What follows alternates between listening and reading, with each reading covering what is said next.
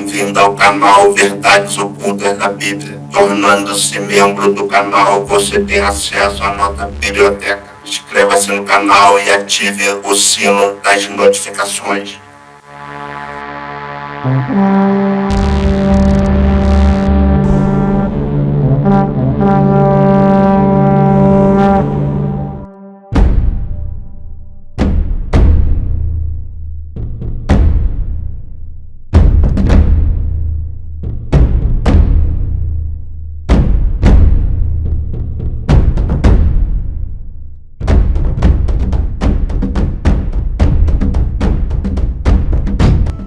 De acordo com os estudos científicos da história e da arqueologia, de mais de um século de pesquisas, com as técnicas mais avançadas até que temos hoje em dia, não há nada, nenhuma evidência acerca dos patriarcas bíblicos: Abraão, Isaque, Jacó, José, Moisés e por aí vai.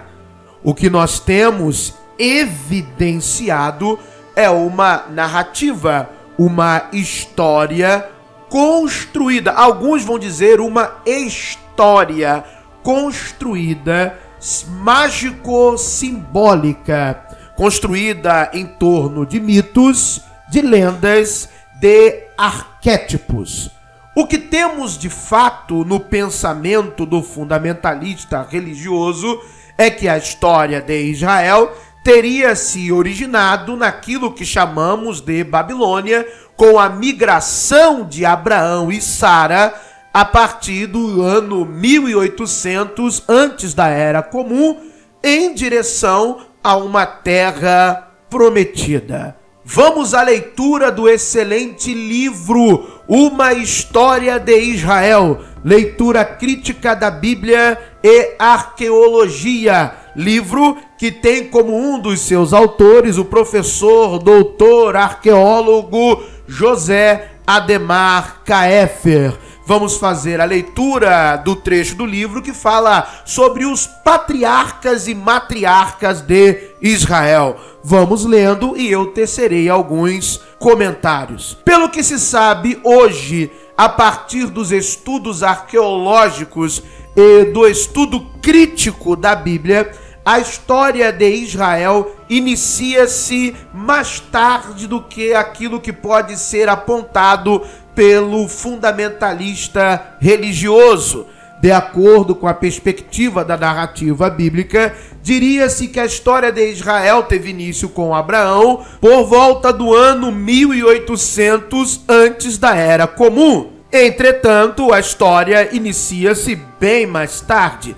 A verdadeira história de Israel terá início entre os anos 1500 e 1300 antes da Era Comum, em Canaã, e de uma maneira muito diferente daquela a qual a narrativa bíblica tenta nos demonstrar. A verdade é que em Canaã, nessa época, 1500 a 1300 antes da Era Comum, a grande maioria do povo vivia nas planícies férteis, em torno de centros urbanos, pequenas cidades-estado, cercadas por muralhas.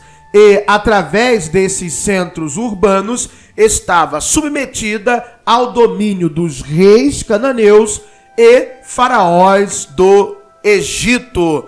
Lembrando que, após o colapso desse tempo, desta era, já mais à frente, em torno do século X, haverá a cultura do povo cananeu começar a residir na região montanhosa das terras de Canaã, do qual esta população, em torno do século X, habitante da região montanhosa, não passará de aproximadamente um grupo de, no máximo, 45 mil pessoas. Então, reforçando o aprendizado, entre os séculos 16 e 14, a concentração de habitantes na terra de Canaã estavam nas planícies férteis.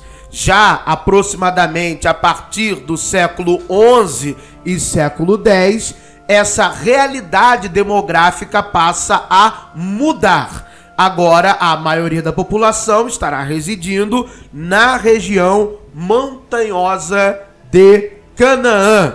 A ocupação entre os séculos XVI e XIV na região montanhosa era muito pequena e esparsa. A história de Israel, da Israel verdadeira, que na verdade é cananeia, está ligada a certas famílias e grupos de pastores que abandonaram o nomadismo e se instalaram nas montanhas centrais de Canaã, nas regiões de Siquém, Betel e Hebrom, entre os anos 1500 e 1300. A arqueologia, então, nos dá uma demonstração que a história de Israel, particularmente, estará sempre ligada a um pequeno grupo que, desde eras remotas, habitavam as regiões montanhosas. A chamada Israel, que na verdade é Canaã, se desenvolveu a partir das pequenas aldeias camponesas que provavelmente se originaram da sedentarização destas famílias de pastores,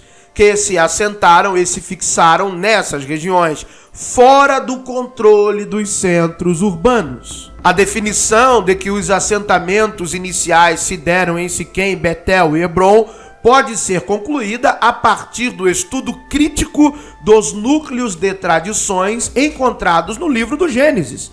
A presença do núcleo de narrativas sobre Isaque entre essas tradições nos permite também falar de uma quarta região nos inícios de Israel, que é Bercebeia. Bercebeia é um oásis no deserto, passagem obrigatória na trilha de subida para as montanhas de Judá pelo lado sul. As povoações desses locais guardaram e transmitiram os nomes dos patriarcas das primeiras famílias de pastores que ali se assentaram. Em Siquém, provavelmente a primeira parte das montanhas que foi habitada junto ao poço, mencionava-se o nome de Jacó. Gênesis 33, 18, 19, 48, 21 e 22, Jó 4, 5 a 12. No chamado Santuário de Betel, transmite-se o nome de Israel como seu fundador. Gênesis 28, 10 a 22, 33, 20, 35, 1 a 15. E junto ao Carvalho de Mamre, ou Manri, Gênesis 3, 18, 14, 13 e 18, 1, ao redor do túmulo de Macpela, Gênesis 23, 17 e 19. Em Hebrom, celebra-se o nome Abraão como o patriarca fundador da ocupação local. Juntamente com as memórias dos patriarcas, as tradições também guardam os nomes das matriarcas: Raquel, Lia, Rebeca, Sara e Agar, entre outras. Esses assentamentos teriam acontecido independentemente uns dos outros. Não há uma correlação ou interligação a princípio. E as famílias assentadas provavelmente não tinham relação de parentesco umas com as outras. Não sabemos muito mais detalhes sobre elas.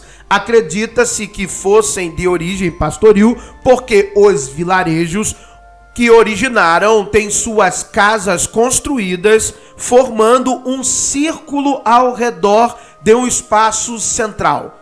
Lembram a maneira como os pastores organizavam seus acampamentos, dispondo as barracas ao redor de um centro onde as cabras e ovelhas eram guardadas à noite.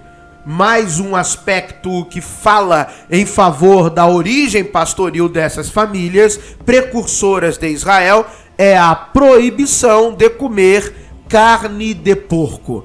Nas partes planas, onde vivia a maior parte da população de Canaã, integrada às cidades-estado, porcos eram criados e consumidos, e as escavações arqueológicas nessa região encontram muitos ossos desses animais, mas eles estão ausentes ou praticamente ausentes nas partes montanhosas. Entre os anos 1200 e 1000 antes da Era Comum, a presença de ossos de porcos diferencia os centros urbanos filisteus dos sítios cananeus, que não consumiam carne de porco. Porém, isso não é válido para os sítios filisteus menores, onde talvez, por terem se mesclado com povoações locais, também não consumiam porcos. E depois dessa data, encontram-se ossos de porco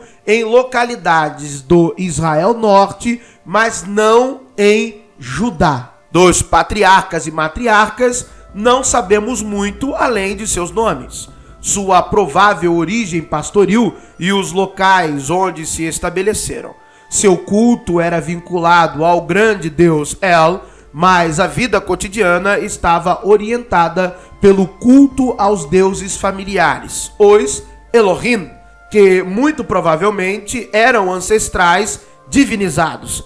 Cada família possuía os seus Elohim, como os Elohim de Abraão, os Elohim de Nacor, os Elohim do pai de Moisés. Os Elohim eram representados por imagens mantidas e veneradas pelas famílias.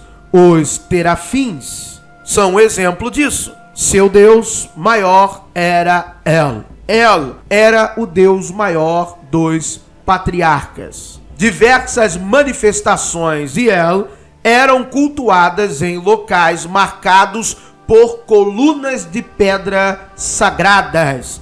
Árvores como carvalhos também eram consideradas sagradas na espiritualidade dos pastores. Por isso temos essa marca no Gênesis com Abraão. Igualmente, poços e montanhas. Possivelmente também a Páscoa tenha entrado na religião de Israel através destas famílias de pastores. Essa festa certamente se originou de um antigo ritual chamado Pesach, passagem, realizado pelos pastores, que, ao fixar-se em um novo local, demarcavam o acampamento com o sangue de um animal sacrificado para apaziguar os deuses e proteger-se das divindades do próprio local. Além disso, praticamente tudo o que encontramos hoje no livro do Gênesis é de tempos de pastoreios ou de nomadismo e depois sedentarismo pastoril, da atividade pastoril. Ou seja, os personagens que o livro do Gênesis nos apresenta, especialmente entre os capítulos 12 e 50, não descrevem os patriarcas e matriarcas históricos, os chamados fundadores do povo de Israel.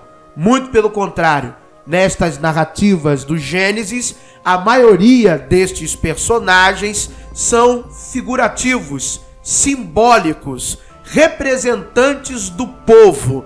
Povo este que guardou em sua memória imaginal estes como seus fundadores. Muito obrigado por terem assistido a mais um vídeo no canal Verdades Ocultas da Bíblia. Que o verdadeiro Deus abençoe a todos.